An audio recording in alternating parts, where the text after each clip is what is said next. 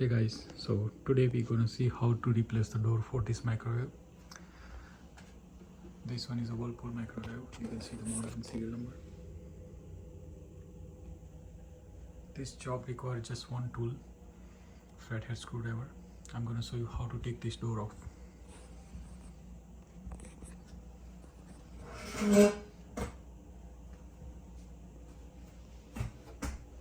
So first of all, I'm gonna show you, this is the door. This is the clip. You can pull this clip out by putting the flathead here.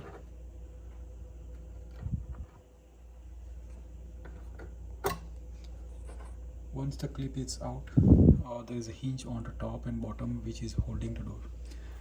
I'm going to show you the hinge from very close. Okay, so you can see the steel hinge. This is the piece which is holding the door on the top, and same on the bottom as well. So now I'm going to take out the top.